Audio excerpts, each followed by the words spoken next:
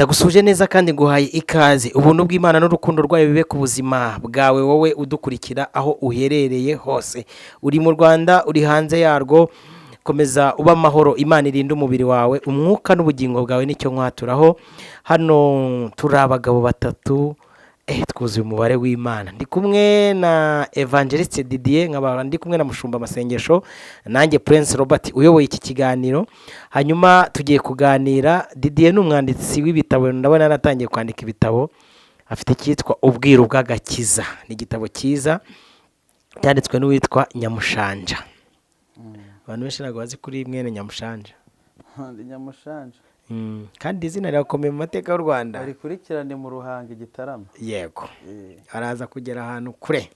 Hanyuma Didier, ndakwakiriye, ndifuza ko tuganira. Topic yacu uyu munsi tugiye kuganira iravuga ngo ni gute wamenya ko ibintu wavuganye n'Imana ari Imana mwavuganye by'ukuri. Uko ni ukuri. Tubanze dusenge. Yego. Data, mu izina rya Kristo Yesu, ngushimiye kugira neza kwawe kuko uduhaye umwanya kugira ngo Uwiteka tukuvugire kandi twongere twubake imitima ya benshi, kuko wagiye uvugana n'abantu mu buryo butandukanye. Bamwe bavuganye nabo mu nzozi, abandi uvugana nabo mu buryo bwa counseling bagirwa inama, abandi uvugana nabo binyuze mu bahanuzi n'abahanuzikazi, abandi uvugana nabo mu bimenyetso, abandi uvugana nabo mu buryo butandukanye. Turagusaba Imana ngo nyemerera buri wese umuhereze guhamya, kuko ngiye kuganira ku ijambo rivuga ngo igihamya nyamukuru, gihamya ndetse n'ikimenyetso ibimenyetso nyamukuru bihamya ko umuntu yavuganye n'Imana.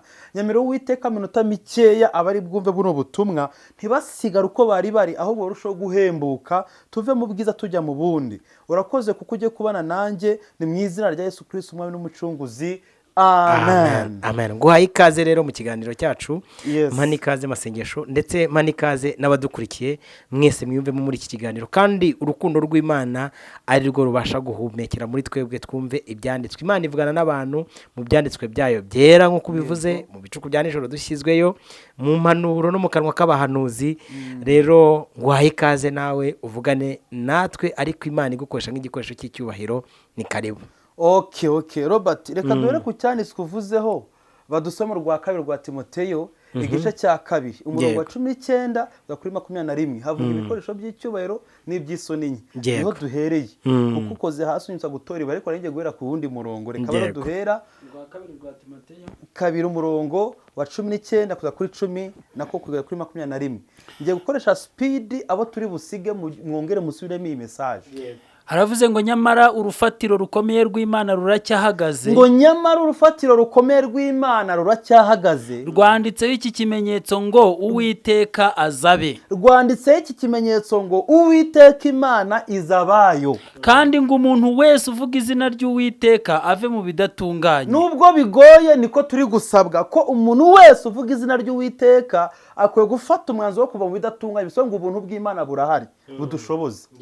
Mu nzu y'inyumba ntihabamo ibintu by'izahabu n'iby'ifeza gusa. Ngo mu nzu y'inyumba cyangwa mu nzu y'Imana ntihabamo abantu bakoreshwa nk'izahabu cyangwa ifeza gusa, ahubwo habamo n'iby'ibiti n'iby'ibumba. Ngo ahubwo habamo n'iby'ibiti n'iby'ibumba, kandi bimwe babikoresha iby'icyubahiro. Ubwo niki ni ibiti n'ibumba izahabu n'ifeza ni ibikoreshwa iby'icyubahiro, naho ibindi bakabikoresha ibiteye isoni. Bivuga ngo ibiti n'ibumba bishobora gukoreshwa ibiteye isoni. Ubwo abo ni abantu batandukanye bagiye kubasobanura umurongo wa 21. Nuko rero umuntu niyiyeza, bivuga ngo niwe uhitamo akitandukanya n'ibidatunganye, yego, azaba abaye ikintu cyo gukoreshwa iby'icyubahiro cyejejwe, kigirira nyiracyo umumaro. Kandi cyatunganirijwe imirimo myiza yose. Baratubwiye umurongo wa 21 Timoteyo wa kabiri ngo umuntu wese niyiyeza. Bisobanura ngo umuntu wese ashobora guhitamo kuba igikoresho cy'icyubahiro cyangwa cy'isoni nke. Igitandukanye ifeza n'izahabu ni igipimo cyo kwezwa. Ifeza ni igikoresho cy'icyubahiro ariko ntago ifite agaciro nk'ak'izahabu. mani magambo uko tuba mu buzima bwo kwezwa kugira ngo tube ibikoresho by'icyubahiro ntabwo turi ku rwego rumwe nicyo bisobanura. Hari abari ku rwego rw'ifeza, hari n'abari ku rwego rw'izahabu.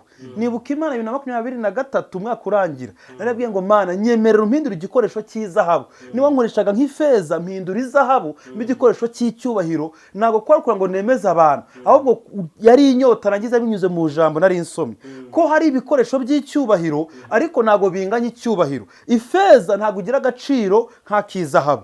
Mu magambo hari uwejejwe nk'ifeza abikoresho cy'icyubahiro, ariko hari atazakoreshwa aho izahabu iri bugira agaciro ifeza itagaciro. Bisongo rero hari umuntu wezwa Imana ikaba yamutangira ubuhamya, ikaba yamwirata, ikaba yamugirira icyizere, ikaba mbese bitayitera isoni kuba yamwitirirwa. Hakaba n'abandi ikorana nabo ikaba batangira ubuhamya ariko hari aho igarukira. Niyo mpamvu Imana itadushira ku rwego rumwe. Kristo Yesu nashimwe. Avuze ko urwandiko rwa rwa Timoteyo 2:19 ngo urufatiro rw'Imana ruracyahagaze. Urufatiro rw'Imana bavuze ni Kristo Yesu. Tujya mu Korinto ba mbere igice cya 3:11 Paulo yaravuze ngo nta rundi rufatiro, nshatse gusobanura urwa rwa Timoteyo 2:19 ko rusobanura Kristo. Mu Bakorinto ba mbere 3:11 haraho ngo nta rundi rufatiro umuntu wese abasha gushiraho uretse urwashizweho n'Imana ngo ni Kristo Yesu.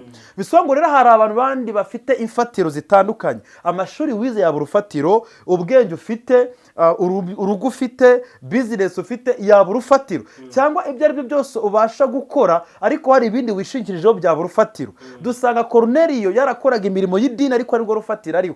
Igihe kimwe rero baramubwira ngo imirimo myiza ukora ndetse n'ubuntu ugirira abakene byageze imbere y'Imana nk'urwibutso. Ikibazo ni ukuri ibyo uri gukora Korneliyo uri kubikora ku rufatiro rutari rwo rw'amategeko ndetse n'idini. Ariko Petero abwirwa ko agenda kumubwira ngo yimure imirimo ari gukora ayerekeze ku rufatiro ari rwo Kristo. Byamusabye ko yakira Kristo, ntabwo yahinduye imirimo, yahinduye urufatiro. Aho imirimo ikorerwa niho haduhesha agaciro. Rero hari abantu bakora imirimo myiza nk'iya Korneliyo ariko bataraza muri Kristo. Ngo rero nusanga umuntu ari gukora imirimo myiza akayishaka no kugira imirimo myiza, Imana ishobora kumushima nk'umuntu uri gukora imirimo myiza. Ariko ikibazo niba bikora kubwe, akabikora ku bwa bene wabo, akabikora ku bw'icyubahiro cye, ibyo byose ni urufatiro yubakiyeho. Imirimo yashimwa, yakoresha izahabu, imarigarita, iby'agaciro cyinshi. Hariya mu Bakorinto ba mbere igice cya 3 umurongo wa 11 kugeza kuri 15 bongera kuvuga ibintu bisa nk'aho ari ibikoresho ariko batavuga abakozi, ahubwo bavuga imirimo. Ariko mu rwa rwa Timoteyo hariya ntibavuga ibikoresho gusa, ahubwo baravuga abantu nyirizina. None hano kugira ngo abantu batagira confusion, nshatse kugira ngo bino bintu tubyumve neza. Urwambere rw'Abakorinto 3:11 havuze ko urufatiro rw'Imana ari rwo Kristo, umuntu wese yirinda uburyo rwubakaho. Bisobanura rero hari abatari muri Kristo, ntabwo hano magambo bareba. Aya magambo ari kubwirwa bari muri Kristo Yesu, bari ku rufatiro ruzima. None bavuga ngo uyu muntu urubase kwa runo rufatiro ari rwo Kristo, ngo abasha gukoresha ifeza, imarigarita, amabuye y'igiciro, ngo ni umurimo ari gukoresha. Uyu murimo ngo uzageragereshwa umuriro, Imana izawupima. Noneho hakaba n'abakoresha ibikenyeri, ibyatsi n'ibiti. Hano ni imirimo ishobora kuzanyura mu muriro igashya, kuko ibiti binyura mu muriro bigashya, ibikenyeri byanyura mu muriro bigashya. Imirimo yose iba kunyuzwa mu muriro igeragejwe igashya. Ni iyihe mirimo? Ibintu byose uzakora uhatwa, ibintu byose uzakora udakunze, ibintu byose uzakora winuba, nubwo waba ubikora uri muri Kristo Yesu, iyo mirimo ukora izanyuzwa mu muriro, uzashya uburi ngororano. Niko havuga hasi. Ngo ariko umurimo w'umuntu wose nugeragereshwa umuriro ukanga gushya, bazahabwa ingororano. Ariko wa wundi uzashya azakizwa nk'uko uwo mu muriro. Ikizamukiza nuko yubatse ku rufatiro ruzima ari muri Kristo. Ariko imirimo ye izaba yahiye kuko ntiyabikoranye urukundo. Niyo mpamvu rwa kabiri rwa Bakorinto 9:7 havuga ngo umuntu wese atange uko abigambira mu mutima we, atinuba kandi adahatwa, kuko Imana ikunda utanga nezerewe. Hari ugutanga service, hari ugutanga amafaranga, hari ugutanga umwanya wawe, hari ugutanga icyo ari cyo cyose wahe Imana cyangwa waha abantu. Ikintu cyose ukoranye urukundo kigaragara nk'umurimo. Cyashushanya ifeza, imarigarita cyangwa iki ngenda kurikira nkagenda numva nuza. Nabwiye abantu ngira ugutwi kuza. Iyi mirimo yose Bibiliya iravuga ngo bamwe yabahaye kuba abahanuzi, intumwa, abigisha, abashumba, donc 5 ministeri Imana yatanze. Abefeso 11. Ayo magambo ni Imana ivugana n'abantu ikavuga ngo Didier wowe genda ube intumwa, ndagutumye, genda mu masengesho ube umushumba, yego. Robert wenda genda ube umwigisha, runaka genda ube umubwiriza butumwa. Ni gute umuntu yamenya ko iyo mvugo yavuganye n'Imana donc akaba muri ubwo buzima bwayo? Aho ngaho rero ushatse ko twerekeramo muri imihamagaro, nuko rero ishatse kugira ngo nereke iki kintu wabanje kunshotoraho ko hari ibikoresho by'icyubahiro, ariko shatse kuvuga kuri ibi bintu ko hari abazakizwa nk'abakuwe mu muriro, bazaba barubatse ubuzima ari Kristo, bimeze nk'inkoko inyujijwe mu muriro amababa gashya ariko ikabira urokotse, ameze nka cya gisambo cyakirijwe ku musaraba muri Luka 23:39-41, agaragaza ko hari icyakirijwe ku musaraba gihabwa paradizo, ariko nta mirimo iherekeza, kizambara ikamba ry'ubugingo kuko cyakiriye Kristo nyiri urufatiro, gihabwa ijuru, ariko nta mirimo izagiherekeza. Rero njyewe Didier mfite agaciro karuta k'icyo gisambo, nimba ninjiye mu ijuru nzambara ikamba ry'imirimo myiza bimperekeje, ikindi nambara n'ikamba ry'ubugingo naherewe ubuntu binyuze muri Kristo. Rero umuntu wese ukora imirimo myiza ariko abikora ku bwa Kristo, yubaka ku rufatiro muri Kristo, iyi mirimo twakira ku bw'ubuntu ariko tuzagorwa ku bw'imirimo. Iyi mirimo rero izaduherekeza, ntituzaburusha kiriya gisabo. Oya, wacu yaranditse aravuga ngo ni n'amahirwe kupfa upfiriye mu mwami, umwuka agashimangira avuga ati ye imirimo yabo nibaherekeze. Exactement. Bivuga ngo rero hari abadafite imirimo, hari igiteye agahinda cyo gisambo kizaseka, kizaseka abarokore benshi bakora umurimo w'Imana babihatwa, babikora batabikunze, babikora bagira ngo ni nkuko batanga ituro ngo barana pase bajye kurya amaturo nubwo ntayatanga, ni nkuko bavuga ngo icyacumi abapase bashaka kukirya n'abajura, ariko ntaho Bibiliya nigeze soma ko icyacumi ari abashumba bagisabye, icyacumi ni Imana yagisabye, ngo icyacumi ni icyanjye, niyo yavuze ngo zagenera abarewi ngo mbageneye icyacumi, utanga icyacumi ni icyanjye, n'abarewi batangaga icyacumi, n'abashumba batanga icyacumi, ngo icyacumi kizaba gakondo kubw'umurimo w'ihema ry'iborero bakoreramo. None ugiye kureba isezerano rya kera ryasaga nk'ari itegeko gutanga icyacumi, isezerano rishya icyacumi ntabwo gitegekwa, ahubwo gikwiye turasabwa no gutanga ibiruta icyacumi, kuko Yesu aravuze ngo icyo umuntu wese niba asabwa gutanga nk'uko abigambiriye mu mutima we, wagambirira gutanga icyacumi, ushobora no kugambirira kutagitanga, ariko niba uhatwa kugitanga bireke, kuko nta mugisha nabwo cyemerwa amaso y'Imana. Isaro rya kera icyo ukoze uhatwa urakigororerwa kuko ni itegeko. Noneho ikintu ukoze mu isezerano rishya udahatwa nicyo cyemerwa. Rero ushobora gukora ikintu cyiza ukagikora ku bw'itegeko, iyo utagikoze kikagaruza n'umuvumo, bikagukurikira ndetse bakagutunga imivumo bagahusha mu isezerano rya kera, kuko irishya utarasobanukirwa yuko uri umwana utari umugaragu gusa. Rero isezerano rishya ngeyo Didier ntanga icyacumi, Imana arambwiye ngo ntigisimburwa, ngereza agaciro, ariko iyo ngitanga ntabwo ngitanga ngo ngihaye pasiteri, ahubwo ngitanga nzi yuko ayo nahawe kunguka, cyangwa umpaye 5,000 nkavuga ngo ayanga bino 5,000 500 nzi yuko ari icyacumi cy'Imana. Mentalite yanjye yamaze kwakira yuko icyacumi atari icya pasiteri ari icy'Imana. Rero mugenzi yuko ari icy'Imana singikorera budget, ahubwo manza kukora budget ibisigaye ngo natura itiruro ry'ishimwe by'umutima ukunze, cyangwa natura no gufasha n'undi umukere cyangwa n'umuntu babaye. Ariko icyacumi nkibara yuko ari icy'Imana, ushobora kucyerekeza ku muntu k'umwami Imana nyoboye, cyangwa cyerekeza mu rusengero nkaho naba nateranye. Ariko hari n'igihe Imana ishobora kuvuga ngo uriya mukene ubabaye mu icyacumi, iki cyacumi wateguye mukimuhe, kuko icyacumi cyitwa icy'Imana, niyo mpamvu ikorekeza naho gitanga. Rero ntukwiye kubikora nk'itegeko ry'abantu, ukwiye kubikora kuko uzi yuko donc icy'Imana igutegetse gukora nicyo ukora kuruta uko abantu bagutegeka gukora. Yohana 14:23 baravuga ngo umuntu wese nankunda. Iryo jambo umuntu wese nankunda ntabwo ari urukundo rwa condition, ni urukundo rw'ihame. Itegeko ry'ihame n'itegeko rya condition ni ibintu bitandukanye. Itegeko ry'ihame ririmo volonté, ubushake bwawe. Itegeko rya condition risanzwe nta bushake bwawe burimo. Reka mbisobanure. Imana iravuze ngo umuntu wese nankunda, ni Yesu ari mu bivuga, umuntu wese nankunda azitondera ijambo ryanjye, na data azamukunda, njye na data tuzaza tube muri we. Ni Yohana 14:23. Urumva ko iyi condition iri kukwereka ngo bimeze nka ryo muri Yesaya 1:19 ngo nimwemera mukumvira muzarya ibyiza byo mu gihugu. Iri jambo nimwemera mukumvira bari kugusaba ngo wowe ubikore, wemere ku bushake bwawe, wumvire ku bushake bwawe utabihatwa. None niwemera ukumvira, if you are willing and obedient, you are not forced. If you are willing and obedient, you will eat the goods of the land. Niba uwemera kandi ukumvira ugashyira mu bikorwa ibyo Imana ikubwira, uzarya ibyiza byo mu gihugu. Bisobanura ngo rero bari kukwereka ihame, ni nko kuba ngo niwe nubiba igishyimbo wiringire kuzasarura ibishyimbo. Iri ni ihame. Bisobanura ngo rero birava mu gushaka kwawe, udashaka ntiwabiba, ubishatse wabiba, ariko nubiba ube wiringiye kuzabona ku byo wabibye. Mu yandi magambo, itegeko ry'ihame niryo bita principle cyangwa principe, cyo udashobora gukwepa.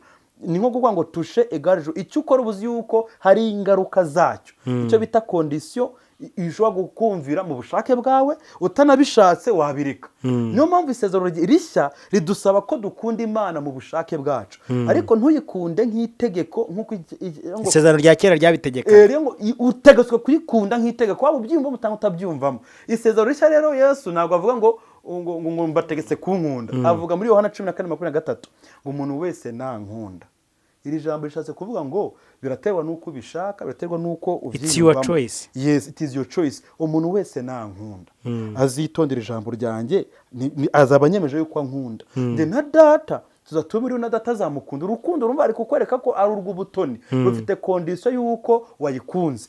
Rukaba rutandukanye n'urwa Yohana 3:16 ngo kuko Imana akunze abari mu isi. Urwo ntabwo rero condition ku muntu, hari n'icyo umuntu asabwe kugira ngo akundwe. Byatuma itanga umwana wawe ukeneye ngo umwizera wese atarimbwa bw'ubugingo buhoraho. Uru rukundo ntabwo ari urwa condition, ni amour et conditionné. Urukundo Imana ivuga hano muri Yohana 3:16 rutandukanye n'urukundo ruvugwa muri Yohana 14:23. Kuko urwa Yohana 14:23 Imana kugusaba urukundo, umuntu wese nankunda. Bisongo rero wari wese yabihitamo, ngo umuntu wese niyiyiriza. Ntago kwiriza babivuze nk'itegeko, babivuze ngo nushaka wiringira yuko Imana izagurura ababikora babikunze. Kwiyiriza ntibikwiye kubikora kugira ngo umuntu unezeze abantu. Yesu ngo niwiyiriza, igihe wiyirije cyangwa niwiyiriza, bivuga ngo ni ukwiye kubikora mu bushake, ntago bitegetswe kwiyiriza, ahubwo urabisabwe ngo niwiyiriza uzahisha abantu yuko uri mu masengesho yo kwiyiriza, bareka kureba yuko isura yawe yakanyara yuko uri mu masengesho, ngo data urebe ibyiherereye azakugorora. Kuko kwereka ngo nubikora uzaba wiringira kugororwa n'Imana, uzabikora atari kubw'abantu, bikore kubw'Uwiteka ushaka ko akubona. Yego. Bari kukwereka icyitwa ko amahame yose kugira ngo ube mu buzima bwayo, Imana ishaka yuko ubikora freely, willfully, mu bushake. No kuba igikoresho cyiza baravuze ngo umuntu wese niyiyeza. Bivuga ngo umuntu wese niyiyeza, icyo ni icyambere. Icya kabiri, ushobora kwiyeza Mana mbabarira ubusambanyi, mbabarira kubeshya, uriyeje usabye kwezwa. Hanyuma ugatera intambwe ya kabiri ngo akitandukanya n'ibidatunganye. Umwanya magambo kwihana ubusambanyi, ukitandukana n'uwo mwasambanye, ntungere gusambana. Icyo bita kwiyeza, ukitandukana n'ibidatunganye, ngo uzaba ubaye igikoresho cy'icyubahiro kandi cyerejwe nyiracyo gukoreshwa imirimo myiza yose. Bari kukwereka hano ngo gukoreshwa imirimo myiza yose bigusaba ikiguzi, ni ihame. N'ubu ubishaka bavuze ngo uwo ari we wese, pasiteri, apotre, bishop, mbese ranka yose waba uri pakuru umukristo. Niba ushaka kuba igikoresho cy'izahabu cyangwa ifeza, ikiguzi urasabwa kwigenzura mu buryo ubayemo ubanye n'Imana. Kwiyeza no kwitandukanya n'ibidatunga bigusha muri classe y'ibikoresho by'icyubahiro. Ariko urwego rw'ugendamo mu kwiyeza winjira mu gusabana kwawe n'Imana, ushaka kuguhindura ifeza cyangwa izahabu. Njye nabwiye Imana niba nakoreshwaga nk'ifeza, ndashaka guhinduka izahabu. Igihe cyarageze, hari uwampanuriye. Umwaka washize ni Umuganda, twahuriye ahantu tampereza n'ituro ntacyo musabye, ampereza 3,000 by'amashiringi umukozi w'Imana. Numvise ijwi rimbwira yavuze mu Cyongereza ngo this is my golden vessel, ngo uri igikoresho cy'izahabu cy'Imana. Ndavuga narabisabye Imana kurushaho kwezwa kuba igikoresho cy'izahabu. Imana yise ikonfirma yuko ndi igikoresho. Ndishaka kuvuga kuri iryo jambo, ni gute wamenya yuko ibyo Imana avuganye nawe ari bavuganye nawe. Nibura bumvishe ko hari ugukoreshwa n'Imana, ukaba wanahitamo kuba igikoresho cy'izahabu. Bivuga ngo umuntu wese utiyejeje, atitandukanije ntitandukanije n'ibidatunganye, yaba igikoresho cy'isoni nyuma n'amagambo aba igikoresho ariko ntabwo Imana yamubara mu bikoresho yirata. Ibikoresho Imana yirata ni abarenze kuba igikoresho bakaba bakorana nayo. Yego. Aho ngubwo nyakora isanga ndi gukora icyigisho kimwe ariko ndi gusubiza n'ibindi. Shaka kuba ku ijambo ihamya yuko Imana avuganye nawe ariko nsa nkaho nkoze topic ebyiri mu cyigisho kimwe. Guhamya yuko uri igikoresho cy'Imana ariko Imana ikabikwemera iritari kugukoresha imirimo myiza yose bigusaba ikiguzi cyo kwiyeza no kwitandukanya n'ibidatunganye. Ubwo utashaka kwabuza bwo kwezwa no kwitandukanya n'ibidatunganye akaba ari umuhanuzi, ari umubwiriza, ari umupasiteri, Imana izamukoresha nk'igikoresho cy'isoni nke, azaba ari igikoresho cy'Imana ariko ntabwo azaba ari umukozi umufatanyabikorwa neza. Okay, Didier reka ngusabe unyemerere sibyo tuze gukora ikindi kiganiro kugira ngo iyi topic tutayivamo. Ikiganiro kivuga donc gukorana n'Imana sibyo? Yego. No gukoreshwa nayo. No gukoreshwa nayo. Ni bande bakorana nayo? Ni bande bakoreshwa nayo. Yego. Kuno tugere ku isezerano hariya aho bari bashatse ko tuvuga. Reba Zaburi 105:19. Tugiye kumva icyo Imana ivugana natwe. Ni gute bamenye ko isezerano ufite ari Imana yabivuze? Yego. Yes, kuko abantu benshi bafite urujijo bahanuye n'abahanuzi benshi babasezanya ibintu ariko batabonera gihamya yuko ari Imana yavuze. Yego. Zaburi 105 kureba mu agenda yabo ibintu babitse niba ari Imana yabivuze cyangwa se atariyo. Exactement. Zaburi 105:19 haravuze ngo kugeza aho ijambo ry'Uwiteka ryasohoreye isezerano rye ryaramugeragezaga. Baravuga nde so murongo 17 paka ku 19 ntacyo bitwaye tubenye ubuvugo wari 17 baravuga ngo atuma umugabo wo kubabanziriza ni Yozefu waguriwe kuba imbata babarisha ibirenge bye iminyururu bamushyiraho ibyuma kugeza aho ijambo ry'Uwiteka ryasohoreye isezerano rye ryaramugeragezaga. Soma n'imigani 33:5 tutashaka mbihuze. Yego. Nkuko twahuje abakorinto wa mbere 11 ko hari urufatiro ariko urwo rufatiro ni Kristo uvugwa. Rero ushobora kubakaho imirimo myiza ariko nawe nawe igikoresho cy'izahabu kuruta kubi imirimo. Imigani 30 umurongo wa 5 n'uwa 6. Imigani 30 umurongo wa 5 n'uwa 6 haravuga ngo ijambo ry'Imana ryose rirageragezwa. Bisobanura ngo ubuhanuzi bwose buvuye ku Mana ubu uri tayari guhura no kugeragezwa kwabo. Niyo ngabo ikingira abayihungira. Ngo ijambo ry'Imana ryose rirageragezwa. Ubwo irya Satani ryo ntirigeragezwa. Ijambo ry'Imana ryose rikora iki? Rirageragezwa. Niba Imana ivuganye nawe akaba ari umugabo ngo umva ko Uwiteka Imana ivuze. Akaba ari Imana ivuze. Ariyo yavuze. Ubu uri tayari guhura na challenge. Kuko iryo jambo Satani aza kugerageza iki Imana yavuze. Uhereye mu ngo bya Eden yaje abaza Adamu na Hawa ariwe Eva. Harya yababuje kurya ku giti cyose koko yarabibabujije. Urako aje kugerageza icyo yavuze. Harya Imana yavuze ko mudakwiye kurya ku giti cyose. Satani aje nkaho ari kushaka kumenya kumva ashaka kugerageza ijambo ritume abantu barishidikanya. Rero ikizakomeza yuko ari Imana yavuze. Niba guhanurira ukatuhura n'umuntu kubwira ngo urabihamya koko ni Imana ivuganye nawe. Icyo ni ikimenyetso gihamya yuko ariyo yavuze. Nubona umuntu atangiye kuvuga urahamya koko yuko ari ivuganye nawe. Ubuhanuzi bwo koko urabihamya ko ari ubw'ukuri. Uzamenye ko umuntu arihuse cyane aje kuba confirmation ko ari yivuze. Kuko nubwo yaba atari yivuze ikizahamya ko ariyo yavuze. Nuko uzabona umuntu yaze gucalenginga icyavuzwe n'Imana. Kuko Satani mu ngo bya Eden igice cya 3 uburyo yaje bari basanga bazi ijambo ry'Imana icyo yavuganye nabo. Nimukiryaho muzapfa ntimuzagikoreho. Eva rero agira amahirwe na Adamu usumbaza uburyo yari yacecetse. Satani atangira ikiganiro harya Imana yabuje kurya ku giti cyose kandi bazi yuko byose babyemere ukuyeho bibiri nako kimwe arango byose Imana yabuje kurya ku giti cyaricyo cyose biri mu gice cya 3 cy'itangiriro. Satani ababajije yaraje gucalenginga iki Imana yavuze. Nicyo bari gusoma hariya mu imigani 33:5 ngo ijambo ry'Imana ryose rirageragezwa. Ngo kandi ni naryo gihome ngabikingira abayihungiyeho. Ijambo ry'Imana ryose rirageragezwa. Icya kabiri niyo ngabo ikingira abayihungiyeho. mwene magambo rero satani mu bintu ahangayikishwa nabyo ni umuntu wizera ijambo ry'Imana kuko rigaragara nk'ingabo ikingira abahungira ku Mana, kandi ni ijambo ry'Imana rigeragezwa, kandi ko atari ijambo rimwe, ni ijambo ryose ry'Imana rirageragezwa. Hanyuma turi gusubiza ikibazo, ni gute namye ko Imana ariyo yavuganye nanjye? Genzura ubuhanuzi bwose baguhanuriye, noneho ugahura n'ibiza gucarenjinga, biza guhakanya icyo Imana yavuze. Ndaguhereza urugero. Imana ishobora kukubwira Robert, mu mwana wanjye mu rugo rwawe nzanyemwe amahoro, hanyuma ukahita ako kanya nta minsi irashoka utangira guhura n'ibintu bikwambura yo ya mahoro. Icyo ni ikimenyetso gihamya ko ari Imana yavuze, ahubwo Satani aje gucarenjinga ya mahoro yavuzwe n'Imana. Mu gihe abandi aposa guhanurira ibyo ahanuye mu gitondo akabyuka bisohoza, uri kumva akubwira ngo reka mbyoroce nkwereke n'inzira wabicamo utavunitse. ati Imana ivuganye nanjye kugiye kujya Dubai, gitondo akabyuka kuvuga ati ngwino patetike. Uhanga nyine ukita wibaza niba ariyo yavuze, kuko uruba ko nta challenge habaye. Nageragezwa.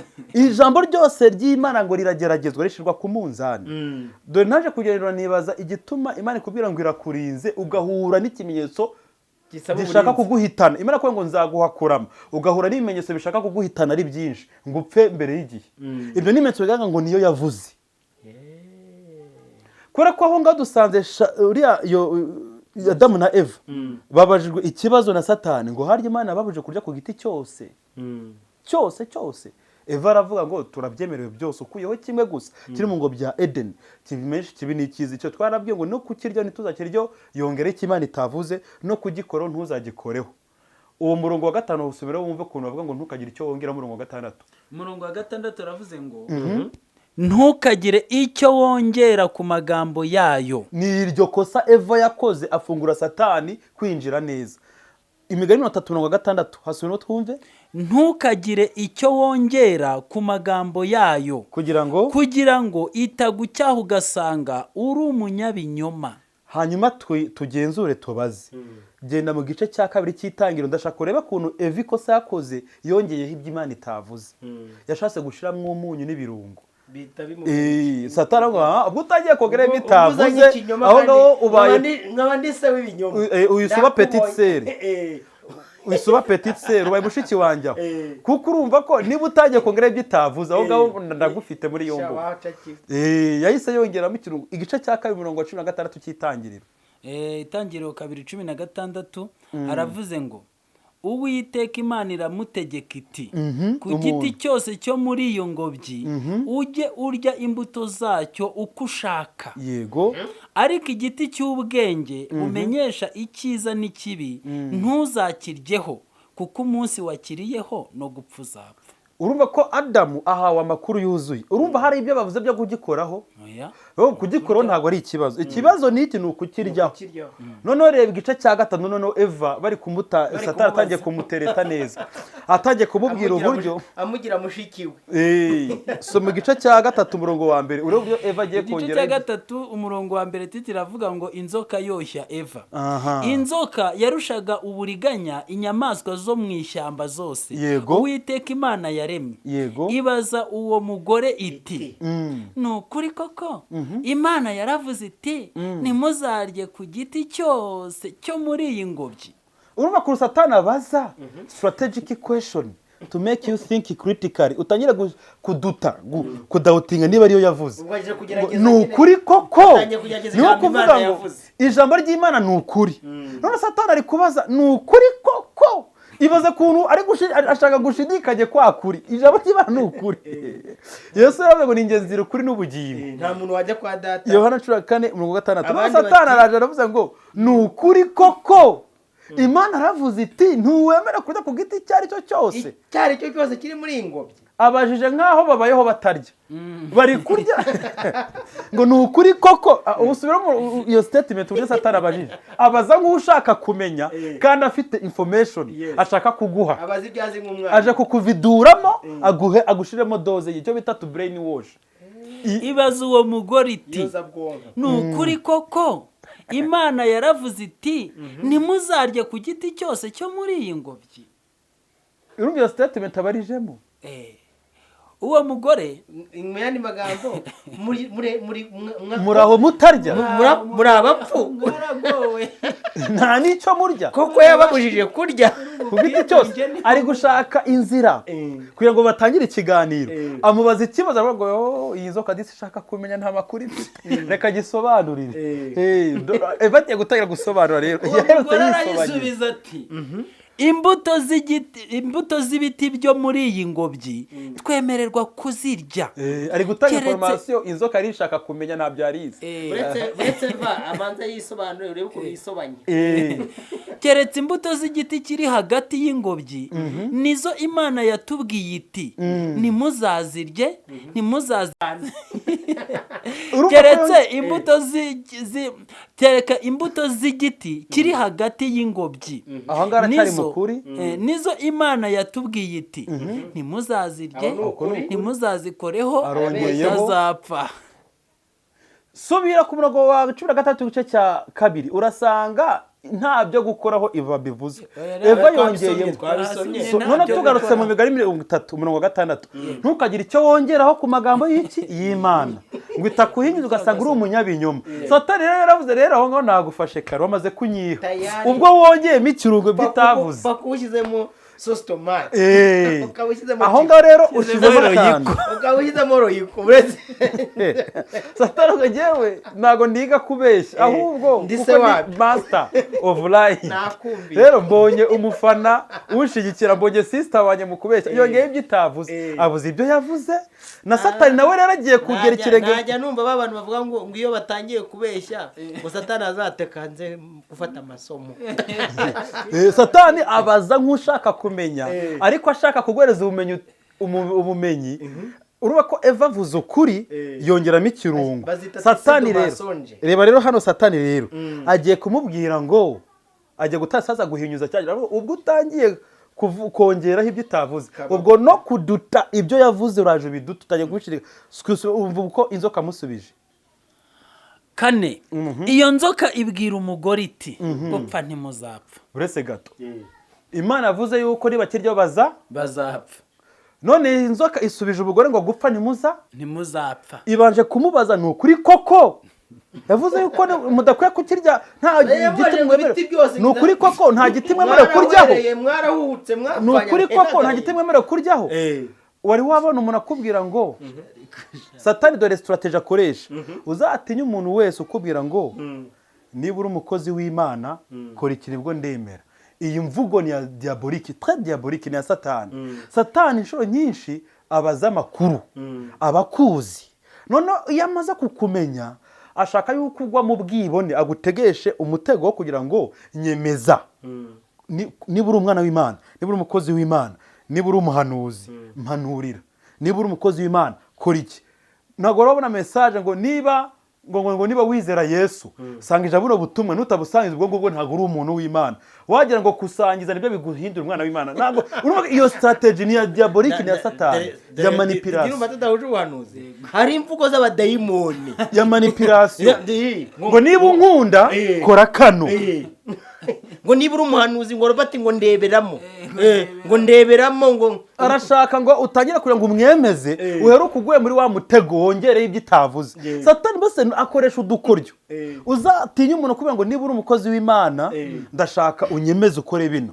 Niyo mvugo Satani akoresha no kwa Yesu muri Matayo 4 umurongo wa 2 ku 10 ngo Yesu arangije iminsi 40 atarya ngo nuko umushukanyi araza avuga ngo niba uri umwana akoresheje ngo niba mani magambo asa nkaho abyemera ariko arashaka ngo ubimwemeze kandi abizi ngo niba uri umwana w'Imana fata ibirihindura umugati. No kuvuga ngo Yesu nafatiwe akarihindura umugati nibyo birahamye ko ari umwana w'Imana kandi ntabwo ari umwana w'Imana kubera ko imigati yahinduwe. Ni umwana w'Imana nta mugati wahinduwe. Na Satani abizi ko ari umwana w'Imana. None arashaka ngo ukwizera kwiyo ashidikanye ko ari umwana w'Imana kugira ngo rero yemeze Satani ko ari umwana w'Imana. Satani ashaka gufata agapira afate remote control.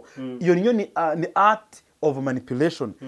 Iyi ngiyi yo kumanipira abantu gasanga umuntu bari kumurindagiza n'udukoryo kwa Satani cyangwa udukodgo udukoryo rwo kukurindagiza ufata urihindura umugati.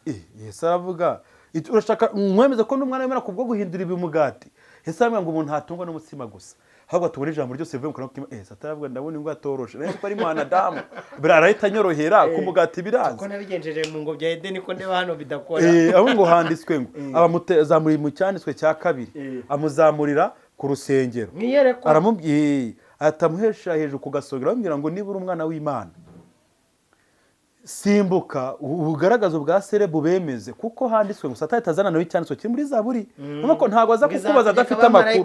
Satani aza kukubaza afite amakuru. Avuga Zaburi 91:11 ngo izateka abamarayika bayo bakuramira udakubita ikirenge cyawe kwiwe ngo rero simbuka unyemeze ko uri umwana w'Imana. Yesu aramubwira rero ntabwo nakoze amasengesho nk'umwana w'Imana naseze nk'umwana w'umuntu. Rero umuntu ninjya gusimbuka ndaba ngiye kugaragaza Uwiteka Imana yanjye. Mane magambo hariya Yesu yanze kugeragezwa nk'Imana ariko Satani ashaka kumugerageza nk'umwana w'iki w'Imana. Yesu rero reka gusubize nk'umwana w'umuntu nk'umwana wa Adamu. Adamu ubwo wamusekuye reka nanjye ngusekure nka mwana Adamu. Kuko wamukubise nanjye nje kurokora mwana Adamu. Reka murengure kuko yavuze ngo umuntu ntatungwa n'umutsima gusa.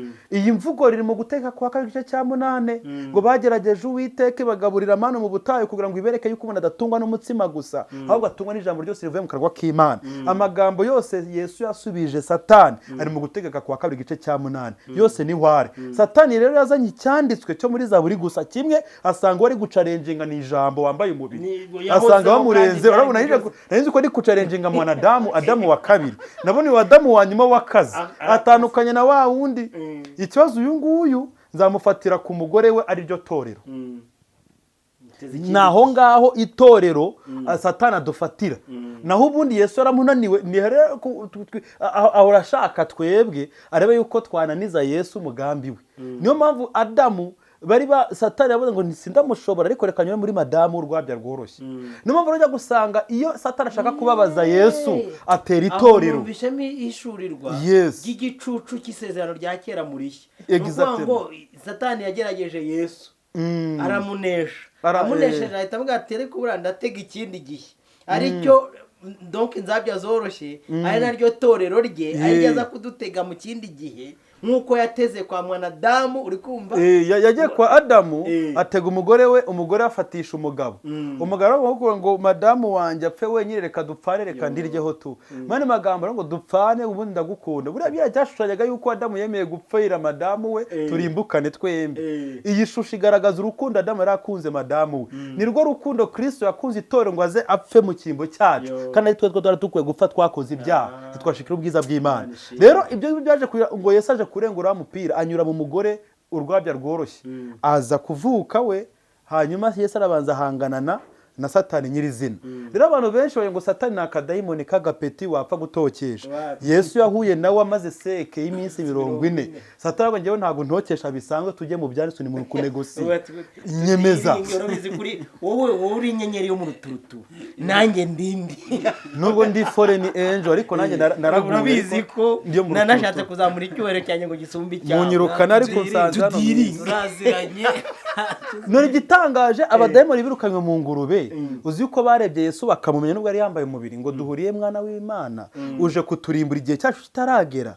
Bivuga ngo abadayimoni baduha information yuko bazi yuko Yesu ari uzabashira ubanza akabarimbura cyane ariko bagize ikibazo ni gutaje kuturimbura mbere y'igihe watureka tukatujye mwaziriya ngurube Yesu aravuga mugende ingwe nazo ziravuga nago twabamo abadayimoni gutya tuyarusha tukifa ziriyahura zijugunya mu mazi n'abadayimoni baze ko ingurube zaze ko abadayimoni baziguma abantu nibo bemeye ko babaturamo muzagenzure mu bapfumu nabaye bapfumu batanga ibitambo by'ingurube mu badayimoni. Abadayimoni ntibabyumva kimwe n'ingurube ntaho uzumva abapfumu basaba ibitambo by'ingurube kwera iki abadayimoni banze kuba ubuturo bw'abadayimoni wacu bakoresha amajini bayanga kubi kwera iki ko abadayimoni ntago babyumva kimwe n'ingurube. Ikindi cya kabiri abadayimoni babyumva kimwe n'imbwa aho ngaho muzabikora ko iyo hari umudayimoni uzamutse imbwira muka mani magambo ibangamira abadayimoni kuko nayo irabangamirwa niko n'ingurube zibangamirwa si uko zitakoreshwa n'abarozi ariko abadayimoni by'umwihariko ntibabyumva kimwe n'ingurube ntibabyumva kimwe n'imbwa niyo mpamvu iyo dini yo hakurya ikorana n'amajini ntabwo ikorana n'imbwa ntawe uzahumva bakorana n'imbwa ntibanakorana n'ingurube kubera icyo amajini yabo abangamirwa n'izo nyamaswa ako kana ko ni irindi hishurwa mutari muzi ariko ntabwo iyo dini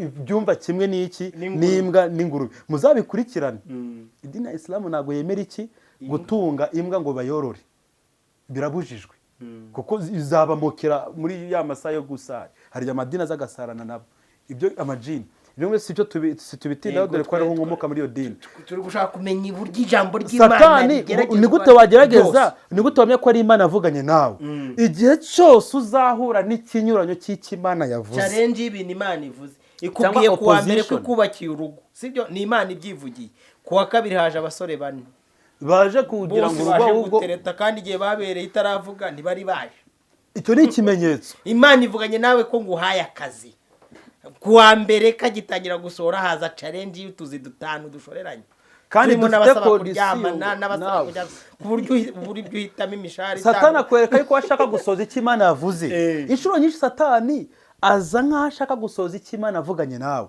naho ngaho abakozi Imana benshi batanze ubugingo bwabo kwa Satani kuko Satani yabategeye mu by'Imana avuganye nabo niba nikubwiye ngo izagukoresha ibyo butwari kumenyekanisha amahanga Satani arakubwira ngo dore inzira yoroshe shoti kandi oya wivunika didi Imana yarambwiye iti masengesho uri umushumba ndanakwimitse ndanabuguhaye bukeye njya kubwiriza ahantu mu giterane umuntu umwe araza arambwira ati ubu ni njyewe wungirije umuntu uhagarariye iri dini ku isi mbabariro tujyane mu giterane ibintu byose nzabikwishyurira nabonye urimo Imana nidukubuka muri kiriya giterane cy'iminsi 7 tujye gukora hanze tuzaza tuhita tugusengera ubundi Imana ntabwo yakubwiye ko izakuzamura urumva ko masengesho urumva ko imvugo iyo ngiyo biragoye kugira ngo uhitube ko ari Imana ivuze ariko Satani akunda kuza mu ishusho gushaka gusohoza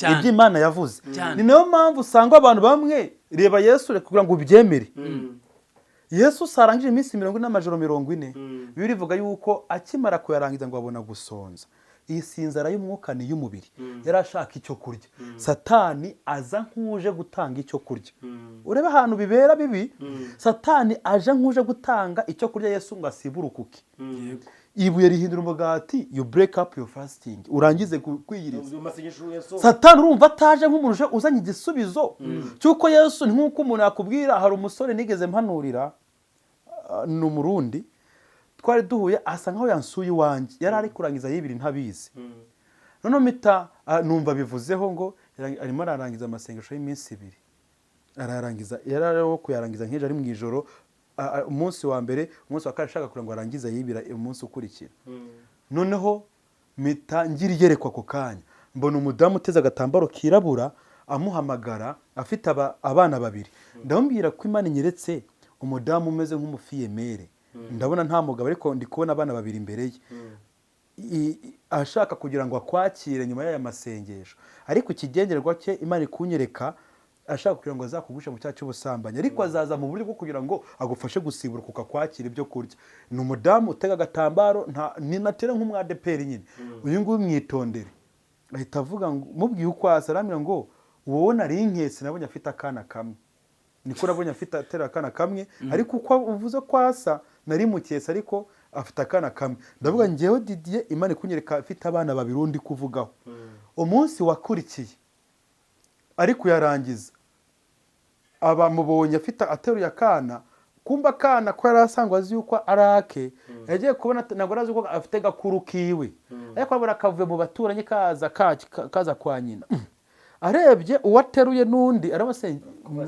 ko nyabo madam ufite abana bangaye ngo mfite 2 ngo nezi yuko ufite ako kamwe ko nyine ko nabona gufite ntarazi yuko kango karamba nagase ku baturanye mu gihe ufite 2 atangwa sonose harya so waru masengesho wazo ubundi nkakwakira umukozi w'Imana ahita avuga burya Didi ni prophet ahisa kuri telefone ahisa ashihindura telefone ngo prophet Didi ngo Didi nifuza ko nanjye Imana ameza kwerekwa nkamwe njyewe mpanura ariko ndi mu ndimi kandi yari yampanuriye ibintu umunsi wabanje ibyo ni nahanira mu materaniro uwabihanuye abihanuye ari kwerekwa we abihanura ari mu ndimi numva bisuye yongera ngo nawe arimo abyerekwa ntabwo nzi ko abahanuzi bose batahawe kwerekwa hari abahanura mu ndimi kandi bumva ijwi ariko ntayerekwa kereka barose mu nzozi hakaba n'abandi bahawe kumva ijwi no kwerekwa nk'uko nabihawe narizi ko ariko n'abandi babihawe uriya arambwira ngo uburyo wampanuriye wagira ngo ntabwo uri guhanura wabimbwiye ngira ngo uravangiye kuko nabonye afite akana kamwe none wowe wamuhishura uramumenya kuruta njyewe nyirizina duturanye njyewe nari ntaramubona live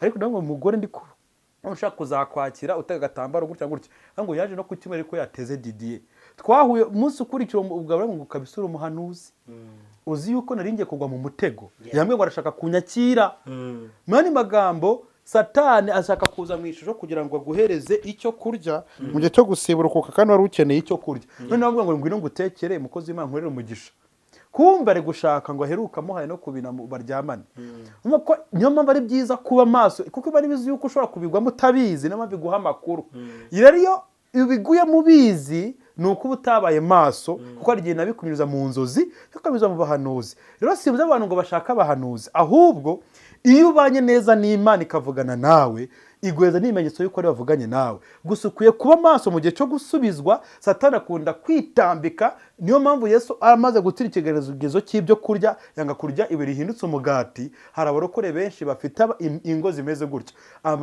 amabuye menshi ahindutse imigati ngo iri buye rwose mana rihindura narikunze ni we mugabo nshaka umumpindura ahinduka umugati ntacyo bitwaye ugasanga ubanye n'umugabo utabasha kumanejinga ariko kuko uri kumusaba utitirije Imana ikakureka ibuye ukaryihindura ntabwo Imana yagusubiza iyo service ngo ugureze ibuye rihinduka umugati icyo Imana ikora iguha umugati ntabwo ifatiwe ngo iriguhindurire umugati ahubwo iyo ubonye ko utitije ko ibuye ryahinduka umugati irakureka ukagena n'umugati ukajya kwihindurira ibuye ukaryihindura umugati ukajya kurwana n'ibuye ngo rive umugati ugasanga wabuye we b'umugati ngo umugabo w'umusiramu ngo niwe nakunze ngo nzamuhindura urinde wewe ko atari Yesu guhindura hasi no hejuru ngo bitewe nuko afite akantu ngo nzamuhindura kumbi urashaka ibengo zarihindura umugati ntuzabyitira Imana n'ibikucana ni wowe wihamagariye ibuye ushaka kurigira saba umugati wisaye ibuye rihinduka guhagama binakwanga iyo ni imvugo ya Satani no gusaba nka Satani icyo nyuma Yesu amaze gutsinda icyo kigeragezo ko umuntu adatungwa n'umutsima gusa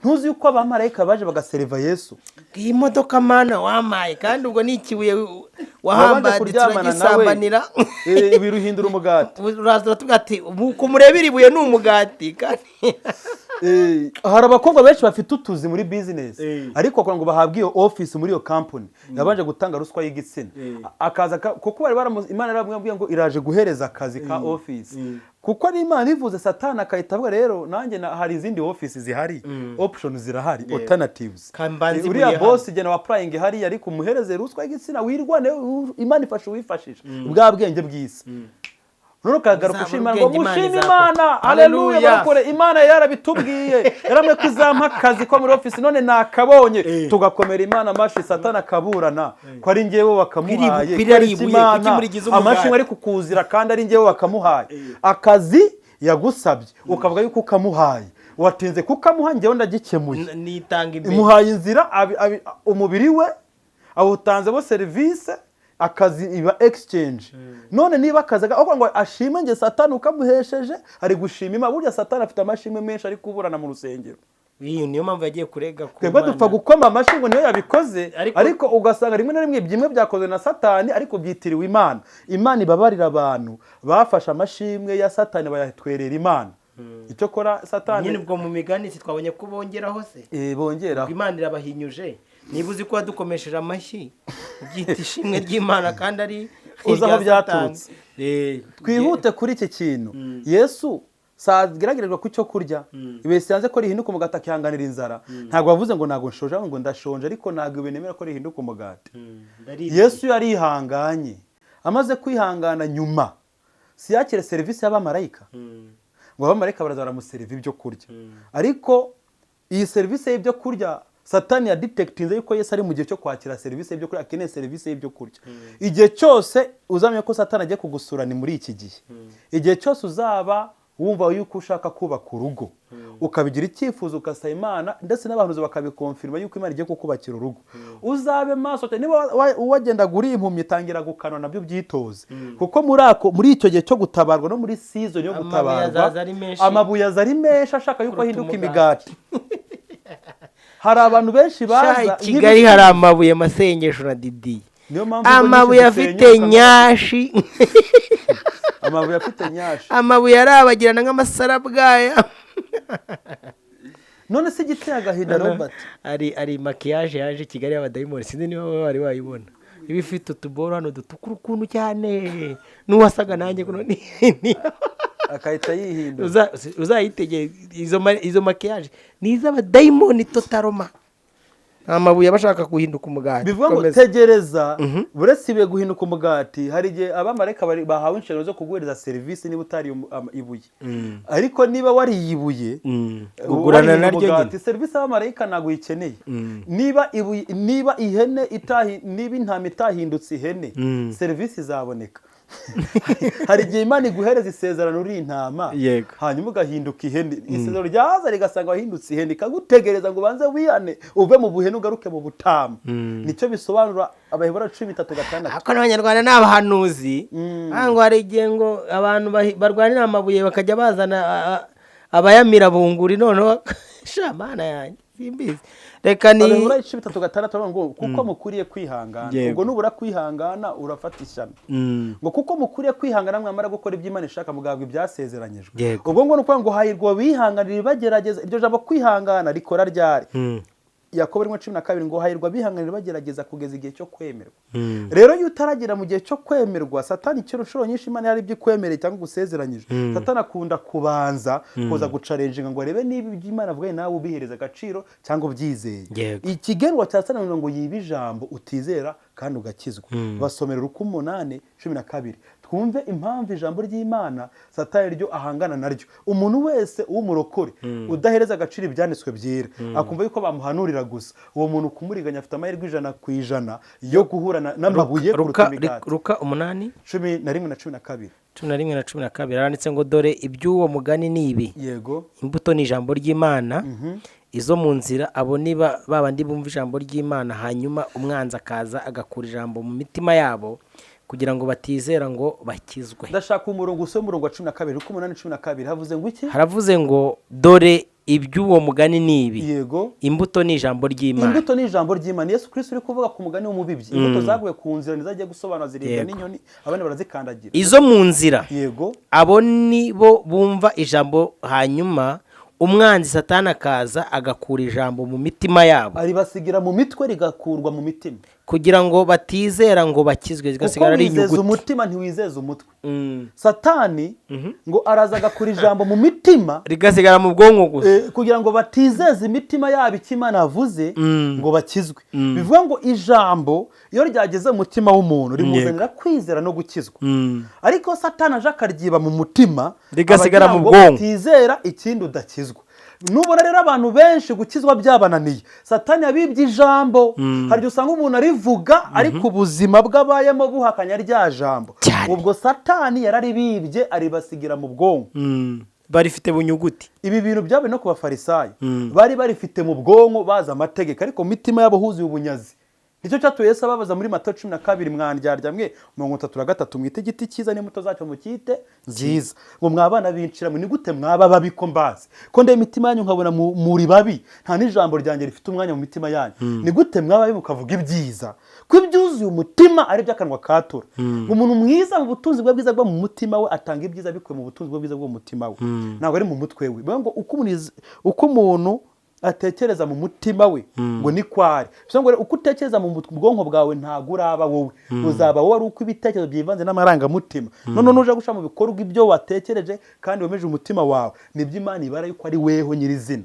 Rero ko umuntu atekereza mu mutima we ni kwari, ariko uko atekereza mu bitekerezo bye ntaraba we. Niyo mpamvu rero Imana ishaka yuko tuvuga ibintu bivuye mu mutima. Nusenga isengesho, senga isengesho bishizeho umutima. Mariko 11:24 ngo ibyo muzasaba mushizeho umutima, mwizere ko mubihawe muzabibona. Niba tuzakanwa kawe yuko Yesu Kristo ari umwami, ukizera mu mutima wawe yuko Imana muzi uzakizwa. nibwo uvuga ngo umuntu yizeza umutima we ntabwo yizeza umutwe we, yizeza umutima we akabarwaho gukiranuka kwa Kristo. Ubwo rero hari abatuza akanwa ariko batijeje imitima, bigaheruka rero badahawe agakiza n'umwuka wera ntabwo bawuhabwa. Yesu ahereba umutima watuye, ibyo watuye akanwa kawe niba bivuye mu mutima, Yesu aguha uwo mwuka. Yego, tumanuke nyemera turangize kuri umurongo. Yego, uyu ni umutima ugaragara bitumye ninja, ariko banzu irangizo mirongo ye ku 15 Luka 15 kuko bitumye ninja mu mutima, mu mitima inaho. Luka 15 iyo Luka yo uri mu 8 12 hasomye n'umutima wa mbere umeze nk'inzira, nta ruzitiro ruriho, abo ngabo Satani abanyaga nta kugeragezwa. Izaguye ku kara, abo nibo bumva ijambo bakaryemera banezerewe. Yego, ariko ntibagire imizi. Bizera umwanya muto, maze ibibagerageza byabageraho diregite bagasubira inyuma. Bisongora Satani abangaba baruta abambere bameze nk'inzira, imitima bimeze nk'inzira. Inzira ubona hari security hari wapi wari wese yahanyura, akandira buri jambo rya ryose nibiroba ntibarobanura. Buretse mvuga izi nzira iyi mitima ni Kigali rahaba. Umuntu arazaga bati Roba Karame sha ndi umusiramu, nkunda paseri runaka, abwiriza neza, hanyuma ubutumwa kubwiriza butaguhinduye. Mani magambo yo ni inzira. Satani yaraje yibijambo mu miteko ngo batizera bagakizwa. Abanga bara Satani kugira ngo abibe nta kugeragezwa. Hari umwumvishe ko izagwe ku nzira zageragejwe. Wapi abarokore benshi abarakubija buryo njye mu mutima wabo Satani katarya arira ha direct. Ikibazo ni ikihe? Ntibari maso. Icya kabiri ntibari haya agaciro. Ikintu cyose uhaye agaciro urakirinda, ntabwo wemera ko bakikunyaga uko babonye. Rero umutima wa mbere umeze nk'inzira, nabarokore bose bumva ijambo ry'Imana ariko bagasigara badahinduwe naryo. Nta ne kugeragezwa kubabaho, nta kugeragezwa. Neze ko iryo jambo riba ritagwiriye mu mitima yabo. Dawidi yaravuze ngo nabitse ijambo mu mutima wanjye kugira ngo nagucumura. Niba ritagwiriyemo baba bageragezwa n'ibyiki ibyabo ko ricakira vutura simbuka behoza hoshura 119 Zaburi. Umutima wa kabiri dusanze ari izaguye ku kara n'urutare. Hari afite imitima nimbe n'uyu mutima urutu wa mbere. Basi umutima uyu nguyu wo ngo akizwe igihe gito ya disi. Satani uyu nguyu ntago namufatisha kuko hagacirira ijambo, ahubwo reka maze mushire muri crise mugerageze mu gihe cyo kugeragezwaho, nibwo ari buhugire mu bimugerageza akura umutima kuri rya jambo imite ndi munyaga kugira ngo atakaza agakiza, atakaze no kwizera. Ni ibintu bibiri Satani abashaka. Yo yibyijambo abashaka kugira ngo agukuremo kwizera no gukizwa. Rero Satani yiba umutima wa kabiri amufatiye mu kugeragezwa. Hari abarokore benshi Satani yibira hano, ngo ngewe aho kugira ngo mburare nakwemera ngasamba ariko nkabona icyo kurya. Umuntu ukubwira gutya ariko kubwira ngo afite umutima wa kabiri ari dekaraye. We iyahuye n'ibimugerageza yaremera ijambo akaritesha agaciro, akizwa ruko atarabona n'ibimugerageza. Umutima wa gatatu mu 15. Umutima wa gatatu turavuga ngo izaguye mu mahwa nibo bumva ijambo, maze bakigenda amaganya n'ubutunzi n'ibinezeza byo muri ubu bugingo bikabaniga. Ibiniga rya jambo bikabaniga ubwabo. Ijambo ribageraho mu mitima yabo bibageraho, ariko bakiva nko wenda nk'umusenyo cyangwa bakiva nko muri iki kiganiro, amaganya ubutunzi n'ibinezeza byo muri ubu bugingo nibyo biniga, nibyo bibanweza. Satani nibyo akoresha kugira ngo abanyage rya jambo, ngo bigatuma bakora iki? Ntibera imbuto nziza. Bisobanura ngo uyu mutima wa gatatu ntago gushwa n'inzara, ugushwa n'ubutunzi n'ibinezeza n'amaganya y'isi. Amaganya bisobanura iki? Ubuhangayikiye ibyejo ntabwo ari irari ry'igisi. Ibyanone urabifite. Yesu ngo muzahanga ngo muzarya iki, muzanywa iki. Ari kuvuga n'abantu bafite ibyo kurya n'ibyo kunywa by'uwo munsi. Nakumvisha abantu bari kuganya ngo amaganya ntago ubuganya ngo nzarya iki, ntago ubuganya ngo ndarya iki, ndanywa iki. Ubu ufite ibyo kurya n'ibyo kunywa biguhagije uwo munsi, ariko ukumva ntunyuzwe nabyo, ugahangayikira yuko n'irari ry'isi nyine ibyejo ntuzi niba uzabibona. No muri kwa guhangayika bigatuma ushiramo imbaraga, bigatuma rero amaganya. Unarebye asanga abakire baganya kuruta abakene. Abantu bamwe barankubita amabuye barabyumva. Oya nanjye kare nabivuze mu kiganiro ndi kumwe n'uyu muvandimwe. Abakire nagenze asanga umukire ashobora kuba ahangayitse, yareba inzu yafite akumva arashaka iyindi etage, akahita ayishyira muri banki bagasaba credit y'amafaranga, akahita ayishyira mu ngingo, akavuga yuko ari buhita yagarura bite n'ibyo arari iki n'ibyo mbese n'ibyo ari kuganya. Noneho wamubwira ngo aguhereze n'amazi yo kunywa akavuga ngo imodoka yanjye kontinere yanjye bayifashe reka mbanze nishure imodoka yanjye ifite icyuma kigura miliyoni zingahe ugasanga uri gushaka ibihumbi 10 bagiye ubuze nayo kurya umukira akumva ntacyo yakomera yakubwira ideni afite muri bank ugasanga umugira imbabazi bo nta deni ufite mugasanga we akurusha kuganya we yakuganyira ukumva ahubwo bafite ikibazo kiruta cyawe ubwo nimbe nawe ukwiye guceceka ahubwo ari ababaye kukuruta niyo mpamvu usanga bamwe basara bakagena indera atari uko babuze ubutunzi ahubwo nuko bananiwe kumanejinga bitewe n'amaganya n'ubutunzi n'irari n'ibinezeza. Ntago umukene ajya mu bimuneza nta nota afite nta muntu urumva ko umutima wa gatatu ugushwa n'iki ubutunzi arabufite ibinezeza arabifite amaganya bivuga ngo rero uyu muntu uri kuganya afite ubutunzi afite n'ibimunezeza ariko ubu ndi kureba imitima yaguye mu mahane i Kigali Bradidiye ngemba numva cyane iyi mitima njya nyibona i Kigali niyo yivuzeho kubera kuganya n'iki cyose irasakuza ariko maze uri kuyibona ugasanga umuntu arafite ariko arira nk'aho adafite bayinjiza mu birere yaratukanuye amazi amaganya yose n'abatahije katwikomereze katukujye kuwa kane uwo gushwa n'ibisubizo mu yindi mvugo uwa mbere ugushwa n'iki no kutaba amaso uwa kabiri ugushwa n'iki no kutihangarira ugerageza kugeza icyo kwemerwa uwa nuwo kwabiri ugushwa n'imugerageza mbese ibintu abuze uwa gatatu ntago ugushwa n'ibyo abuze ugushwa n'ibyo ashobora kuzabura yumva yuko ibyo afite bishobora kuzaho none se si icya kabiri akabona ibimunezeza kwe kwinezeza icyaka akabona ubutunzi afite abuhangayikiye nk'abana bari i Kigali ntago batuma dukizwa urumva ko uwo n'umutima wa gatatu ugushwa n'ibisubizo umutima wa kane rero umurongo 15:8 izo mu butaka bwiza abo ni abantu bumva ijambo bakarifata neza mu mitima inyuzwe urumva ko iyo habuze kunyuza uburangiye umutima wa kane uretse yego hari abantu ndi kubwira numva tumeze kimwe yego ijambo ry'Imana rigwa mu butaka bwiza abo ni abumva ijambo bakarifata neza mu mitima yabo inyuzwe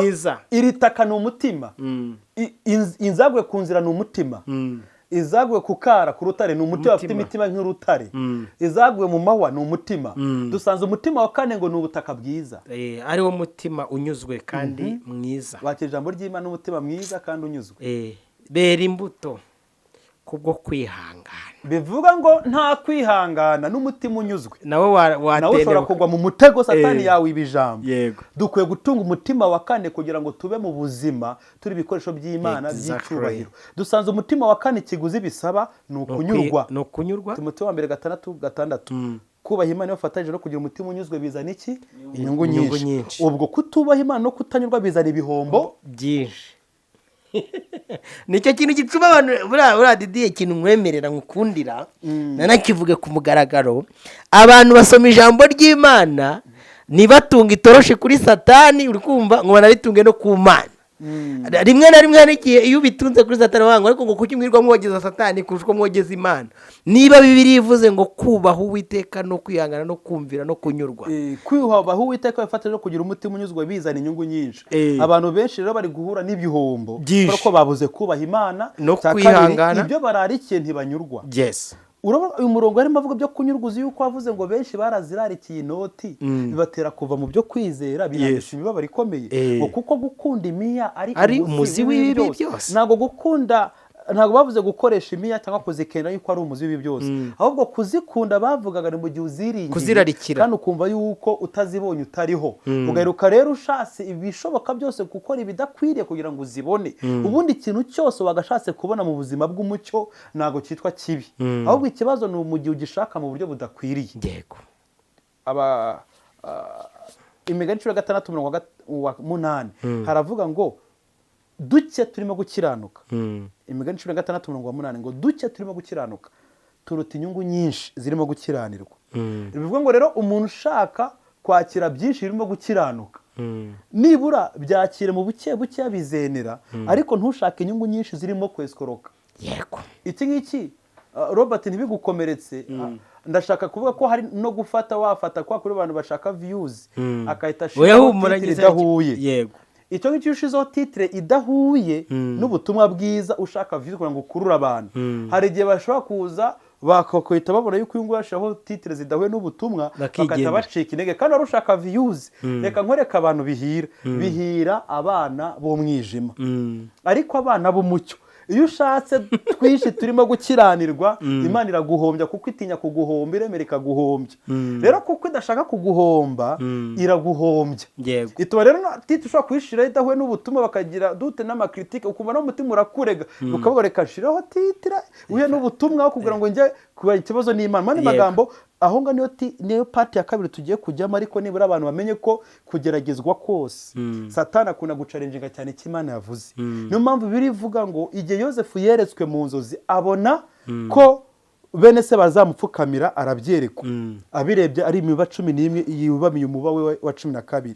Amaze kubibabwira bene se mu gice cya 37 Yosefu arota. Gice cya 38 harimo Yuda akora ibidakwiriye. Gice cya ni Yuda mu grand frère wa Ntuza. Igice cya 37 cy'itangiriro kivuga ku nkuru za Yosefu. 38 kivuga kuri Yuda grand frère wa Yosefu. Wa wundi nyine waryamanye n'umukazana w'agaheruka byaye impanga. Wa wundi Bibiri ivuga ko ari Kristo Yesu akomaka mu kwa Yuda. Igice cya 39 hagaragaza Yosefu cy'itangiriro.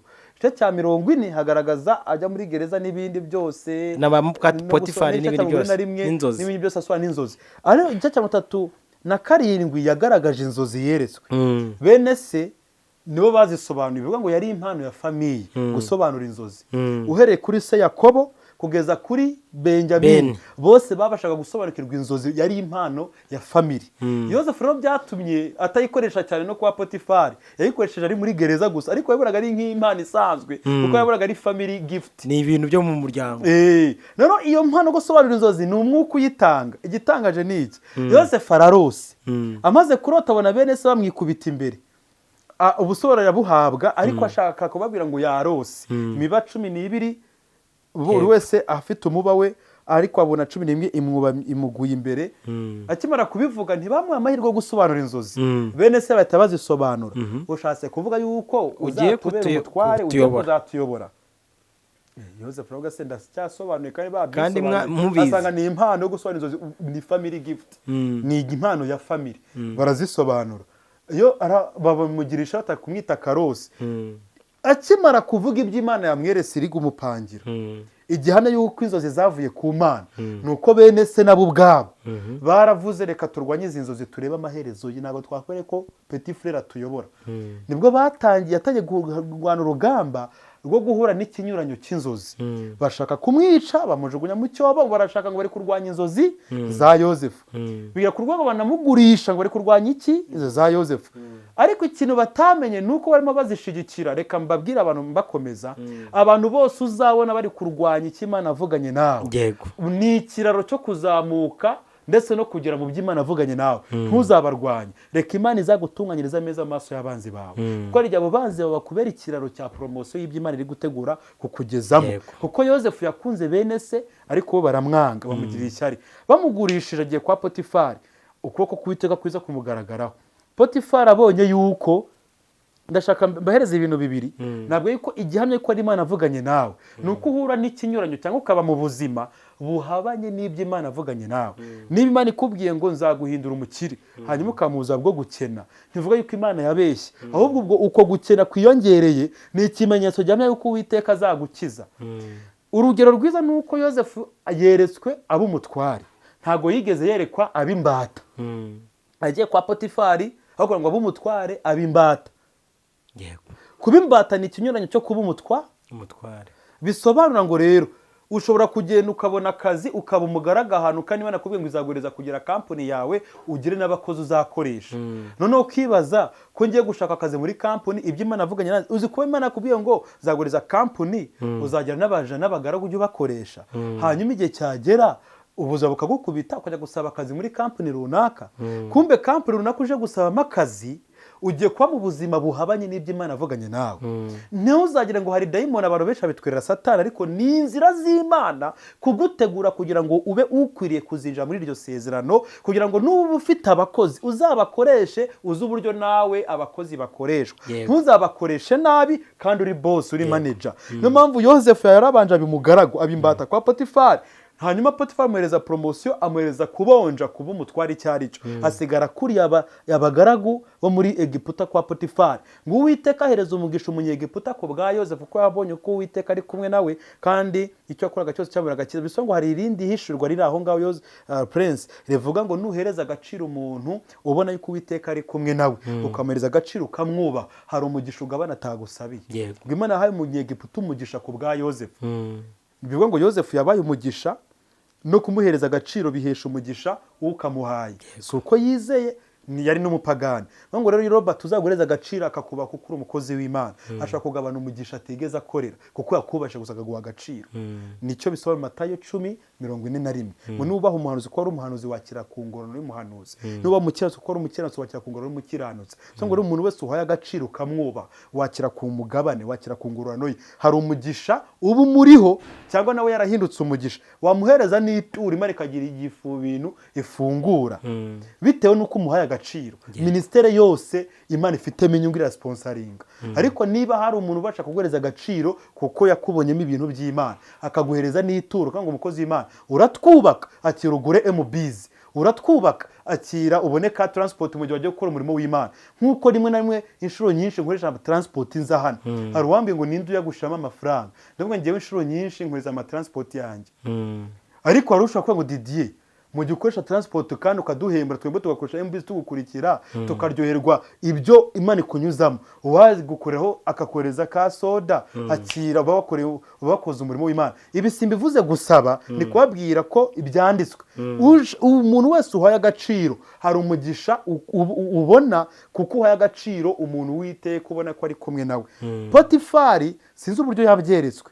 Bibiliya avuga ngo Potifari abona yuko Yozefu afite ukuboko kwiza, cyakoze cyose kigenda neza mutandukana n'abandi bagaragu yari yaguze. ngo babone yuko Uwiteka ari kumwe nawe. ngo nuko umunyegiputa ahereza Yozefu amuhindura igisonga cyo mu rugo rwe. ngo uhereye uwo munsi ngo Uwiteka ahereza umunyegiputa umugisha. arasanga afite umugisha, afite abaja n'abagaragu, ariko ngo Uwiteka ahereza umugisha awongera ku byo yari afite ngo ku bwa Yozefu. ntabwo Yozefu yawumusabiye, ahubwo Yozefu yahindutse ikimenyetso gihesha umugisha Potifari, kuko Potifari yari ahaye agaciro nde Yozefu. ngo umupagani ashobora kuguhereza agaciro. ngo Robert nubwo ntari umurokore ariko umurimo ukora akira nanjye nguhereza iki ituro uba wakoze umurimo. uzi yuko umupagani iryo tura guhaye Imana ihita imuhereza umugisha nk'uko yahawaye Potifari atari uko akijijwe, kubera yuko yahaye agaciro umukozi wayo. ariko ibi ngibi bikora cyane ku bakorana nayo. iyo ufite icyubahiro cy'Imana kikugendaho. reka dusoze ikiganiro turaza muri part ya kabiri kuri topic. ariko abantu bumvise ko guhura n'iki n'ikinyuranyo cy'iby'Imana avuganye nawe, cyangwa ukaba mu buzima utagizemo amahitamo ukabura uko ugira, ukaba mu buzima buhabanye n'iby'Imana yavuze. ni ikimenyetso cyo kutabura ibyiringiro, nubwo tubura ibyiringiro aho, ahubwo ni ikimenyetso kivuga yuko Uwiteka niwe avuganye nawe. ibi Yozefu yahuye nabyo ageze muri gereza. yahuye nuko yongeye kuba nanone imfungwa, nta byiringiro byo kuzaba umutware, ariko avuye muri gereza ahinduka umutware wa Misiri. ibyo yarose byambaye umubiri, ariko abanje kuba mu buzima bw'ikinyuranyo cy'ibyo yarose. muri magambo hari biza gucarenjinga iby'Imana yavuze. rero nuba mu buzima buhabanye n'iby'Imana avuganye nawe, pfa kuba ukiranuke muri ubwo buzima. Yozefu akiranukiye kwa Potifari, akiranukira no muri gereza. ntabwo Yozefu yigeze aba mu buzima bwo kwisha mu buzima bw'ibyaha. hari abari mu butayu bari kwicira inzira, bari guteka imitwe bategereje isezerano ry'Imana, aba bazitinza mu butayu. rero nababwiraga ngo niba ushaka kumenya ko ari Imana avuganye nawe, uzagenzura abantu bose baza gucarenjinga ko ari Imana yavuganye nawe. niba ngo ntabwo twemera ko ari Imana yavuganye nawe, baravuga ngo hariya ngo uzaba umukire uri muri ubu buzima, ni Imana yavuze koko, niyo yavuze. ukumva ayo magambo ari kuzaza mu matwi, yaba anyuze mu bitekerezo cyangwa avuye mu bantu babishidikanya. ibyo bintu uzamye ko ari Imana yavuze, ahubwo bari gukonfirima yuko ariyo yavuze. kuko niba atari yo yavuze, none kubera iki babitindaho? suko Imana ibampera umugisha. reka shimire Didier umwanya yafashe atuganiriza. shimire n'abantu bose mwari muri kumwe natwe muri iki kiganiro. nishimire ngewe Prince Robert wayoboye ikiganiro. shimire n'amasengesho wadufashije gusoma. reka tubabwire ngo duhure mu biganiro by'ubutaha. Shalom. nimero guteranya 250 79 581 9 6 iri kuri WhatsApp, ino kuri Momo. ntacyo twazashima azanguriho n'igitabo kiri kuri 20 by'amanyarwanda, ibihumbi 50 by'amashiringi ya Uganda, cyangwa $15. uko uzabishima ya Uganda ni uguteranya 256 7 8 6 14 5 9 4 4. Shalom. Mwakoze kubana natwe, reka tubonane mu biganiro by'ubutaha. Ciao ciao.